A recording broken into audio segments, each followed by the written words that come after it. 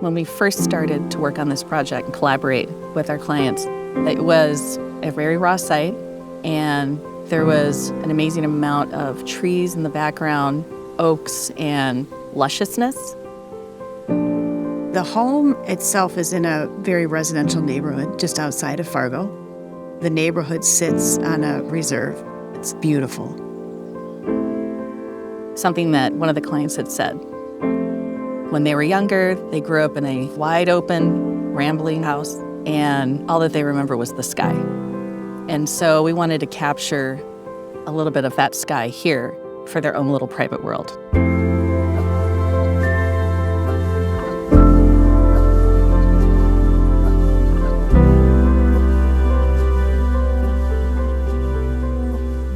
The clients came from a large metropolitan city. I think they had this hearkening to come back to the roots, so to speak. You know, I think when people do that and they come back, there's a little bit of this nostalgia that people want to relive, whether it's in the core of how they grew up and those memories that they want to now make like this tacit thing that they can touch and they can feel. We could hear that there's just certain things that they wanted in this new home. They wanted privacy, they wanted calmness, they wanted livability. So we created this U-shape to facilitate that. The U-shape for the home was something that we looked at mainly as a way of capturing this little world. When you're in this realm that you see behind us, you can be there and feel like there's no one else. As we started to conceive the house with our clients, one thing that they were very much interested in was creating a one-level living home. So when you have these spaces that have width and depth to them, it really opens up different design strategies. It allowed us to take the building and create a shape. So with this house, we have a series of gables and flat-roofed areas, and inside of the gabled roof forms, so those are sort of primary spaces, and then we used our flat roof areas to become links that housed secondary areas. In some sense, you start to look at these pavilions, you could almost feel like these gabled roof forms could have been sitting here, and then we kind of connected them. You know, it's almost like it could have built up this way over time.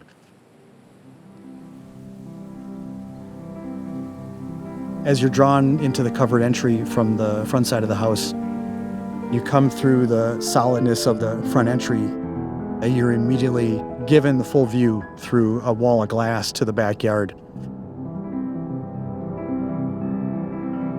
When you cross that threshold to go inside, it's now this light-filled, happy open space. The outside is coming in, the inside's going out. We're always looking to balance where we have glass and where we have solid walls.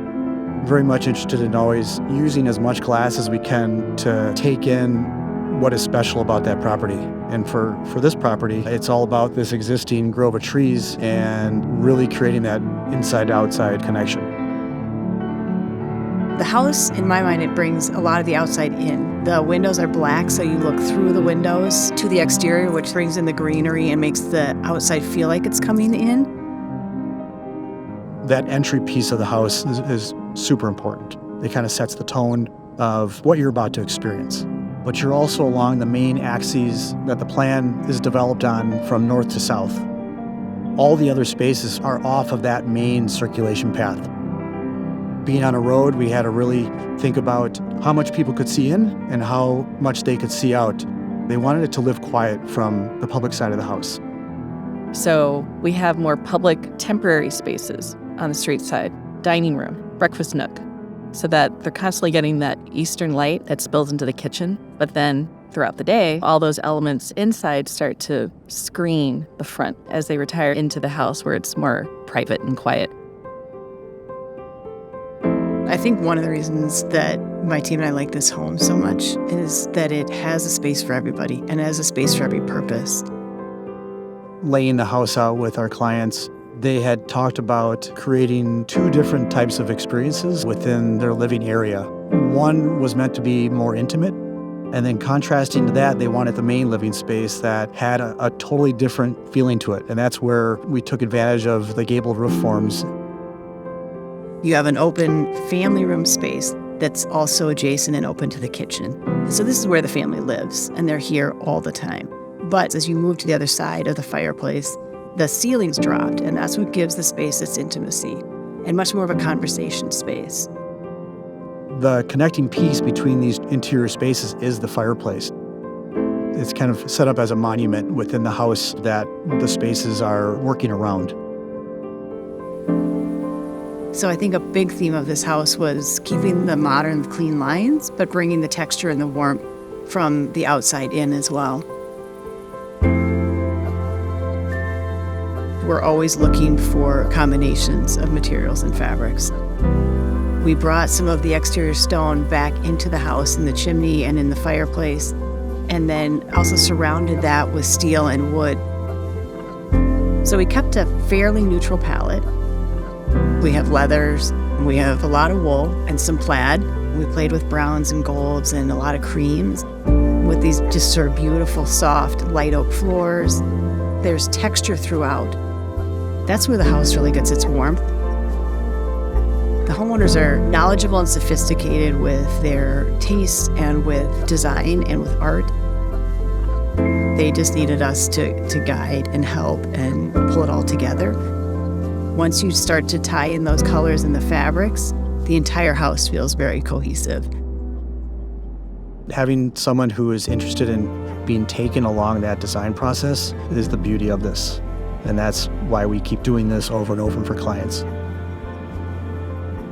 The story of this house, it has this organic, modern quality that's livable. To talk with them is so wonderful to hear about how they love the way the house breathes, how it lives, especially with their family, day in and day out. For us, that's music to our ears, because this is their forever home.